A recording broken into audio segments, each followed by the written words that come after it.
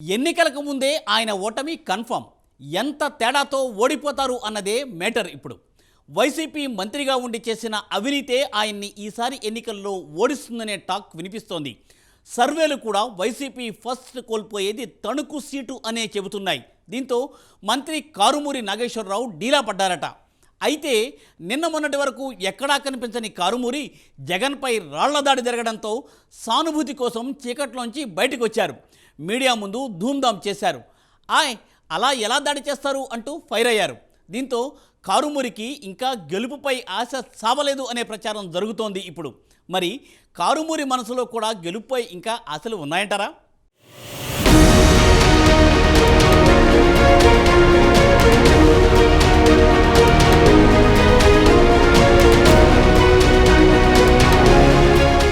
కారుమూరి నాగేశ్వరరావు జగన్ ప్రభుత్వంలో పౌర సరఫరాలు మరియు వినియోగదారుల వ్యవహారాల శాఖ మంత్రిగా ఉన్నారు.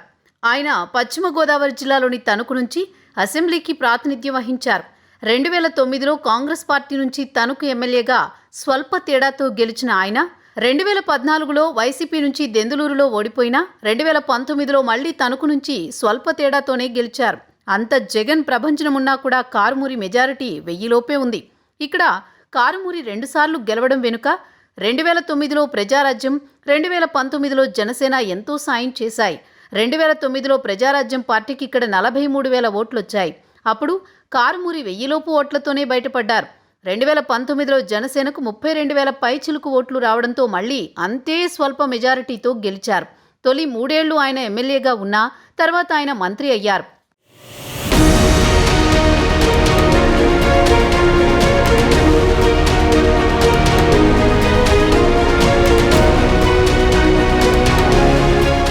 కారుమూరి మంత్రి అయ్యాక నియోజకవర్గంలో అవినీతి పురులు విప్పేసి నాట్యం చేసిందనే విమర్శలు తీవ్రమయ్యాయి.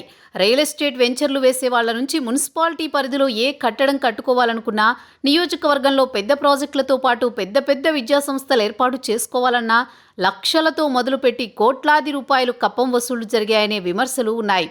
ఈ వసూళ్లలో కారుమూరి గ్యాంగ్ చేసిన పేరంతా కారుమూరి మీదకే వెళ్లిపోయింది.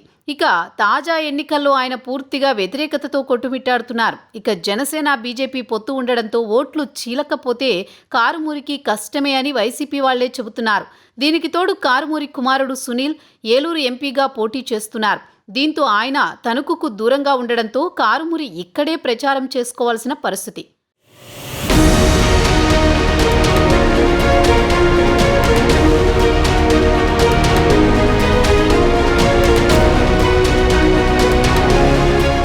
కారుమూరికి తాను ఎలాగో ఓడిపోతానని తెలుసు. అందుకే ప్రచారం కూడా సోగా నిర్వహిస్తున్నారు. ఎక్కడా మీడియాలో కూడా కనిపించడం లేదు. ఈ క్రమంలో జగన్పై దాడి జరగడంతో ఒక్కసారిగా ప్రచారాస్త్రం దొరికిందని కారుమూరి రంగంలోకి దూకారు. సానుభూతి ఓట్లు పడతాయనే ఉద్దేశంతో మీడియా ముందు నానా యాగి చేశారు. గతంలో కోడికత్తిలా ఇప్పుడు రాళ్ల దాడి కూడా తమ విజయానికి కలిసొస్తుందని భావిస్తున్నారు. జగన్పై దాడి జరిగితే జరిగింది, కానీ తనకు మాత్రం భలే ఛాన్సు దొరికిందని తెగ ఖుషి అవుతున్నారట కారుమూరి. దీనిని వాడుకుని ఎలాగైనా నియోజకవర్గంలో ఓట్లు సాధించాలని ప్లాన్ చేస్తున్నారట. ఈ ఎన్నికల్లో ఓడిపోయినా ప్రత్యర్థికి మెజారిటీ తగ్గించే పనిలో పడ్డారట.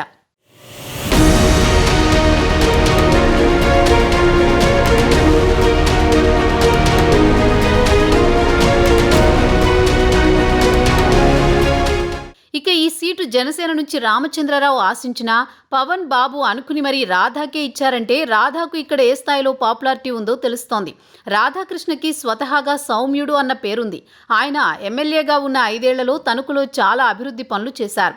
పైగా తనపై ఎలాంటి మరకలు మచ్చలు లేకుండా మంచి పాలన చేసి భేష్ అనిపించుకున్నారు. ఏదేమైనా ఈసారి తణుకులో మంత్రి కారుమూరి పరిస్థితి ఏమాత్రం బాగోలేదు. ఇంకా చెప్పాలంటే వైసీపీ సర్కిల్స్లోనే తణుకు సీటుపై ఆశలు లేవు. కారుమూరి ఎంత తేడాతో ఓడతారన్నదే ఇక్కడ జూన్ 4న చూడాల్సిన విషయం అంటున్నారు. తూర్పున ఉదయించే సూర్యుడు పడమర ఉదయిస్తే ఎంత అద్భుతమో తణుకులో కారుమూరి గెలిస్తే కూడా అంతే అద్భుతమని వైసీపీలోనే గుసగుసలు వినిపిస్తున్నాయి.